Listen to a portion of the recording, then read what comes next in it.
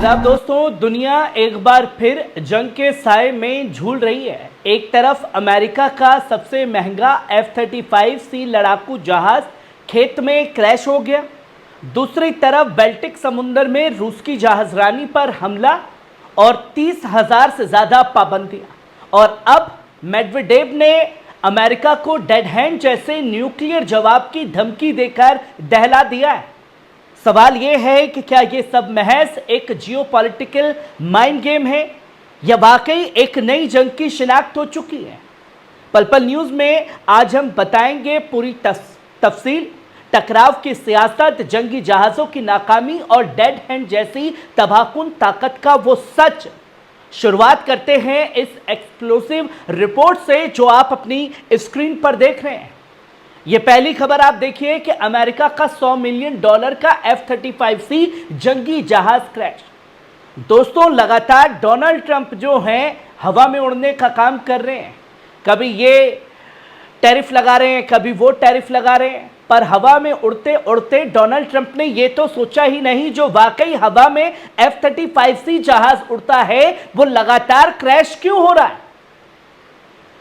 एक फ्रेंसो काउंटी के बडी मेंडिस ने कहा कि यह जमीन उनके बेटे की थी और उन्हीं ने सबसे पहले हादसे की जानकारी दी। उन्होंने बताया कि 6:50 पर बेटे का फोन आया। उन्होंने कहा, लगता है हमारे खेत में कोई जहाज गिरा है, मैं देखने जा रहा हूं।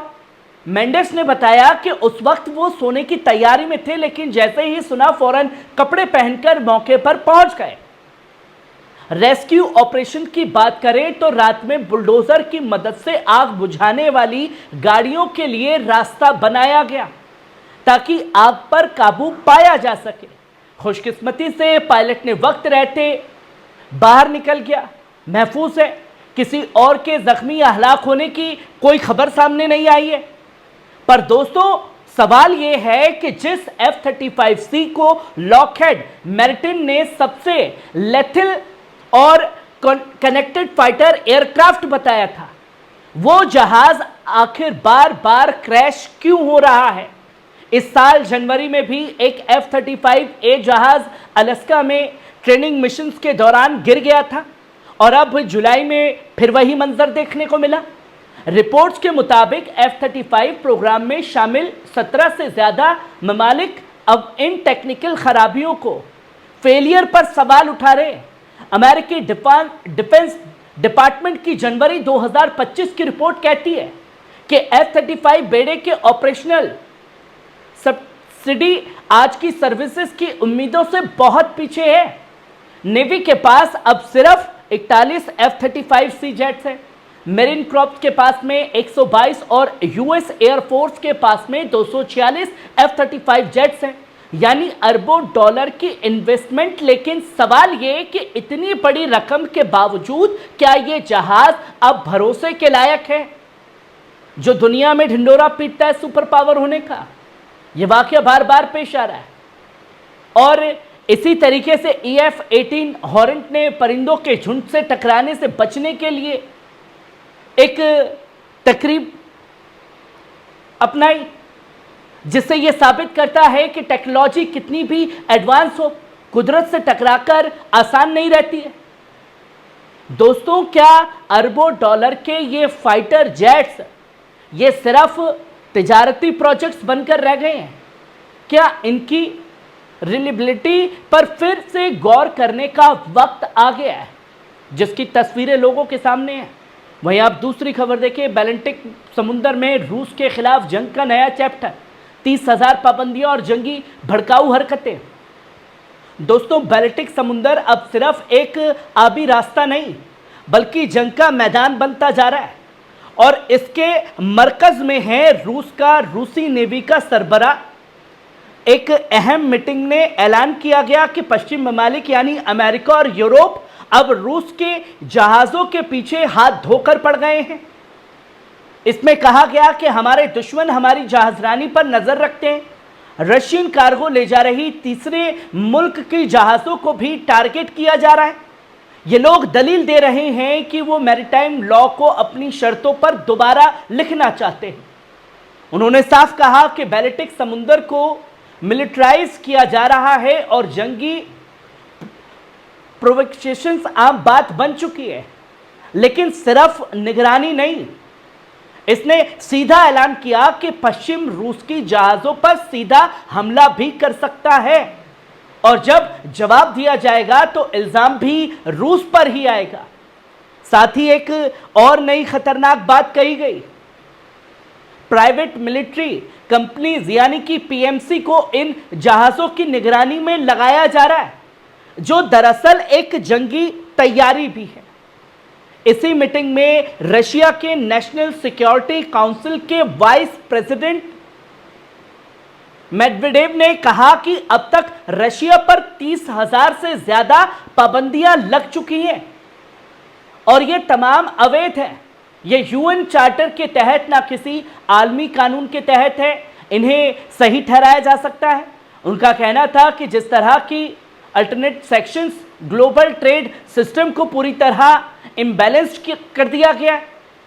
दूसरी तरफ यूरोपियन यूनियन ने रशिया पर नई इकोनॉमिक सेक्शंस लगाई है, जिनके बारे में फ्रांस ने साफ तौर पर कहा ये अब तक की सबसे सख्त पाबंदियां हैं और हम अमेरिका के साथ मिलकर पुतिन को जंग रोकने पर मजबूर करेंगे।